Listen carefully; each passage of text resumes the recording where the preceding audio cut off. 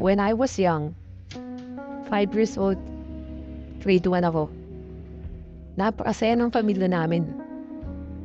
Lahat ng gusto ko, binibigay nila. Kasi solong anak lang ako. Naging top 3 ako sa klase. Super proud yung papa ko. Kasi tuwing may test, ako laging sinasabihan ni mama na, "Anak, pag na-perfect mo yung test mo mama po tayo." Siyempre, I like Mac too eh. Kaya go ako. Pinil kong ipasa yung test. Hanggang nagka-MTAP, full support din talaga nila sa akin.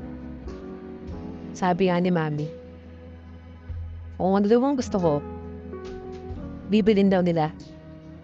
Basta ipasa ko yung test. Kung sabi ko naman, I like bike.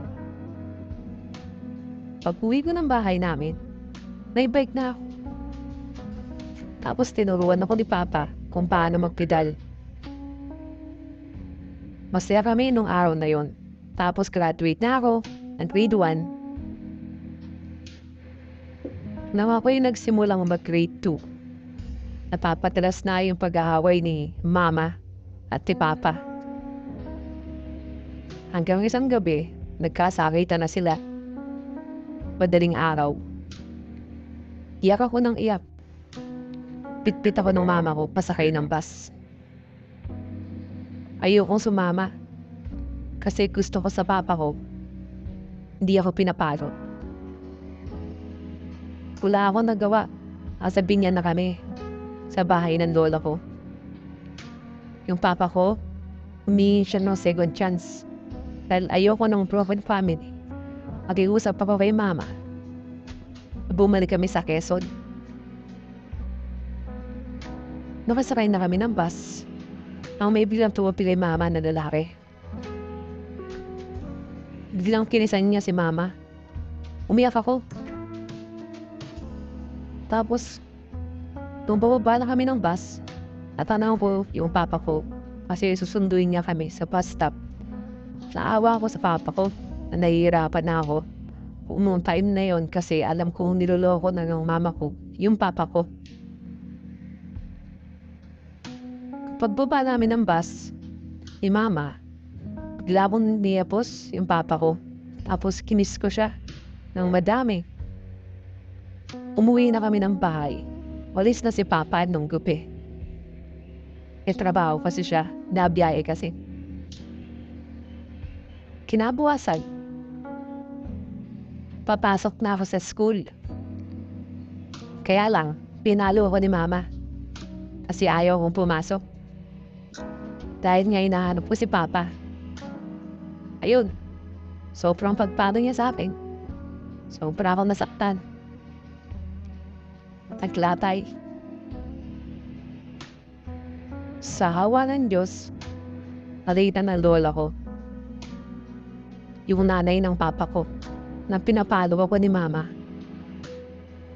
Sabi niya, siya na lang daw ang mag-aatid sa amin sa eskwelahan. Tapos sabi ko kay mama, susumbong kita sa papa ko. Tanong mi lola, bakit may susumbong sa papa mo, ang mama mo? Pinapapasok pa lang naman sa eskwelahan.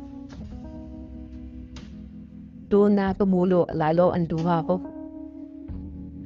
Hindi ko na napigilan na ikwento kay lola ang totoong ginagawa ni mama. Nakalukuhan. Madami akong ikinuwento kay lola. Lahat ng sama ng loob ko. Kay mama. Isa kasi sa dahilan yun kung bakit sila naghiwalay.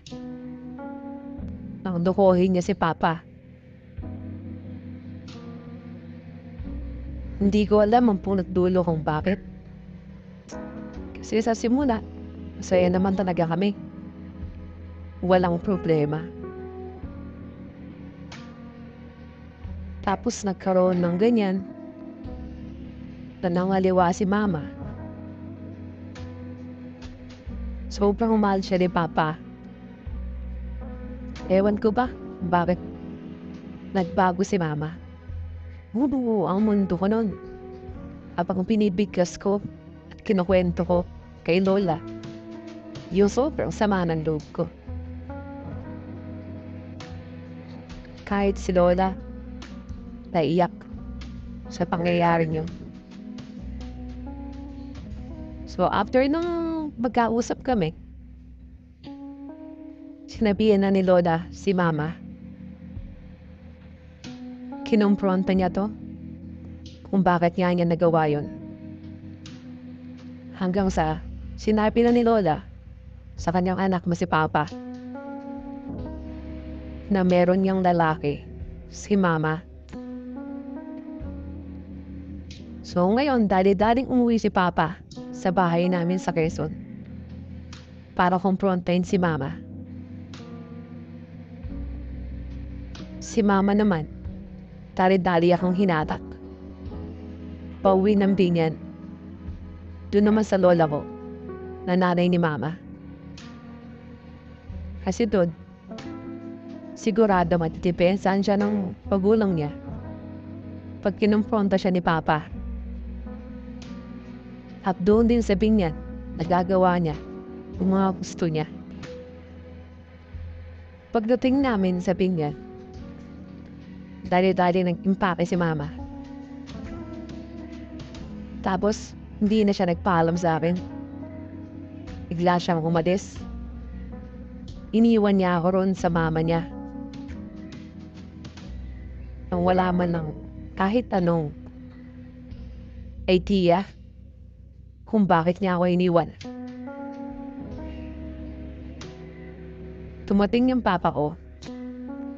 Galing ng Quezon, papunta ng Binyan. Para puntahan niya kami ni Mama at kausapin siya. Pagkatapos ng ilang buwan, hanggang umabot ang taon, hindi na namin nakita si Mama. Patuloy naming hinahanap ni Papa. Gaya kami sa ganitong lugar. Balik kami ng Quezon. Tanong-tanong kami sa parte ng Laguna. Hindi namin siya nakita. Hanggang sa nabenta na ni Papa yung motor para lang may hanap sa kanya. Dumating ng punto na nagsawa na si Papa. Kinalimutan niya na si Mama. Tapos, may bago nakilala si Papa.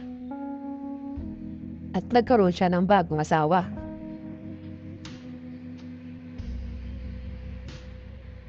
Ang nangyari nga nagkaanak din sila. Ang masakit pa nito, makalipas ang ilang taon, bumalik si Mama. Nagpakita siya sa amin. Ang manungot nung dito ay may asawa na rin siyang iba. At buntis na rin sa lalaking kinakasama niya. Masakit ang mga pangyayaring ito. Lalo na sa parte ko at sa parte ng papa ko. Pero nakikita ko na nakamove on na si Papa. Kaya lang, ang pinaka-apektado, syempre ako. Wala akong pamilya na masasabi. Ang papa ko, may bagong asawa. May anak na rin siyang bago. Ang mama ko, ganoon din. May asawa ng iba. May anak na rin siyang bago. So ngayon, kailangan ko maging independent. Kailangan kong tuparin yung mga pangako nila sa akin na magandang buhay, makapagtapos. Kailangan matupad ko yun. Ayoko maging failure ang buhay ko. Pagkisikapan ko, at sa pangyayaring to, Magiging matibay ako. Tutuparin ko yung mga pangarap ko. Na hindi dahil broken family kami. Ay wala nang mararating ang buhay ko. Sa ngayon ay nasa second year college na ako. Tutuparin ko yung mga pangarap nila sa akin na maging isang flight attendant. Makalipas din ng ilang taon pagkatapos mga anak ni Mama. Nag-divorce na sila ni Papa. Para makapagpakasal sila sa mga kinakasama nila ngayon. Ngayon ako ay sumasali sa mga pageant para may extra income ako sa mga gastusin sa eskwelahan habang nag-aaral ako. Magtitiis ako para matupad ang aking mga pangarap. So, hanggang dito na lang po ang aking kwento. Kung nakaka-relate po kayo, huwag po tayo mawala ng pag-asa. Di po natatapos ang buhay. Kailangan natin mag-desisyon ng tama para sa ating mga sarili.